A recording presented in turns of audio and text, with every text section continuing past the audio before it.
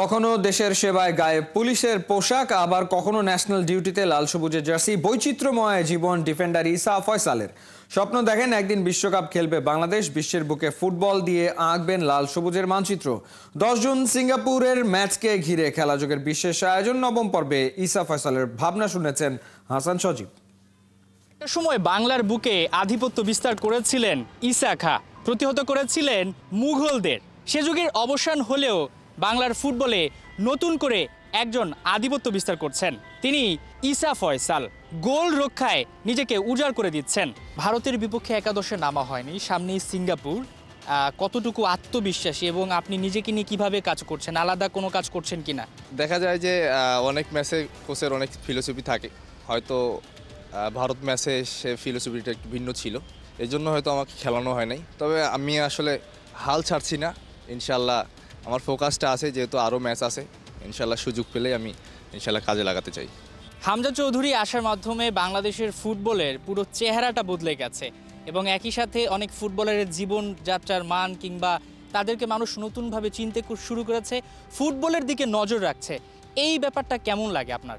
এখন ফুটবলে মাশাল্লাহ হামজা ভাই আসাতেই দেখা গেছে যে আমাদের ভিতরে একটা অন্যরকম একটা কিউরিওসিটি জাগতেছে যে না আমরা পারবো। ইনশাল্লাহ সিঙ্গাপুরের সাথে আমরা ভালো কিছু করব এবং তারা তো প্রবাসী না, আমাদের দেশি ভাই, আমরা তাদেরকে এক্সপেক্ট করি। তারা আসলে দেখা যায় যে আসলে আমাদের টিমটাও অনেক মোটিভেট, অনেক শক্তিশালী হচ্ছে, ইনশাল্লাহ ভালো কিছু হবে। দুইটা কাজ একসাথে করছেন, এটা বেশ চ্যালেঞ্জের ব্যাপার। এটাকে আসলে কিভাবে সামলান? একসাথে পুলিশের পোশাকও পরছেন, আবার সেই একই গায়ে আপনি লাল সবুজের জার্সিটাও গায়ে জড়াচ্ছেন। গর্বের বিষয়, নিশ্চয়ই আপনার পরিবারে আপনাকে নিয়ে গর্ব করে। দুইটাই আমাকে অনেক আনন্দ দেয়, কারণ আমি দুইটাই মানে পুলিশ হচ্ছে সেবা আর ন্যাশনাল টিম হচ্ছে প্যাশন। তো আলহামদুলিল্লাহ ওভারঅল ভালো। এবং ফ্যামিলি থেকে সবসময় একটা কথাই তারা আমাকে বলে যে এমন কিছু করো না যেন সম্মানের কোনো ক্ষতি হয়। চ্যালেঞ্জটা বড়, সামনে সিঙ্গাপুর এবং একই সাথে প্রবাসীরা আসছে। যেহেতু প্রবাসীরা আসছে, দলে থাকাটা একটু চ্যালেঞ্জ হয়ে যাচ্ছে অনেকেরই জন্য, এবং এটা একই সাথে অনেককে বলছেন আশীর্বাদ এবং অনেকে বলছেন যে এটা দেশীয় ফুটবলারদের খুব একটা কদর করা হচ্ছে না। না, আপনি প্রবাসী বললেন, আসলে তো প্রবাসী না, ওরা আমাদের ভাই, আমাদের দেশেরই তারা ভাই। না, আমি এই জিনিসটাকে পজিটিভলি নেব, কারণ আমাদের দেশের ফুটবল ডেভেলপ করতে গেলে এর ধরনের কিছু ব্যবস্থা নিতেই হবে। কারণ আপনি মালয়েশিয়া দেখেন, মালয়েশিয়াও সেম কাজ করছে।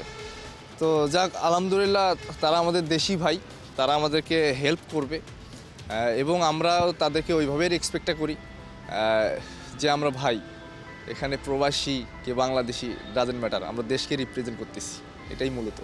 একদম যদি ছোট্ট করে জানতে চাই, আপনার জীবনে লক্ষ্যটা কি? ফুটবল দিয়ে কি করতে চান, স্বপ্নটা কি? ইনশাল্লাহ পুলিশ টিমে আসি।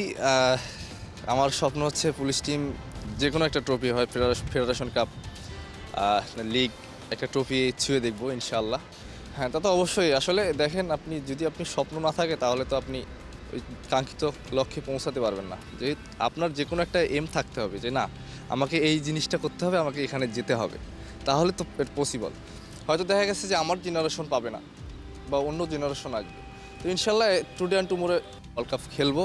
এবং আমি এটাও আশা করি যে আমাদের যে ভাইরা আসতেছে আমাদের টিমে হেল্প করার জন্য, ইনশাল্লাহ এটা পসিবল বলছিলেন যে ইসা ফয়সাল যেভাবে আসলে ইসা খায় একটা সময় এই বাংলার বুক থেকে বিতাড়িত করেছিলেন মুঘলদের আক্রমণ, একই সাথে ইসাও প্রতিহত করতে চান যে কোনোভাবেই গোল দেয়া যাবে না। তিনি স্বপ্ন দেখছেন অনেক দূরের, তার স্বপ্নের মতোই আরও অনেকেই স্বপ্ন দেখছেন, অনেকের চোখে আসলে ফুটবলটাকে এগিয়ে নেওয়ার স্বপ্ন, এবং অনেকেই চান যে বাংলাদেশের ফুটবলটা একটা সময় পৃথিবীর সব জায়গায় রাজ করবে, বাংলাদেশকে নিয়ে সবাই কথা বলবে।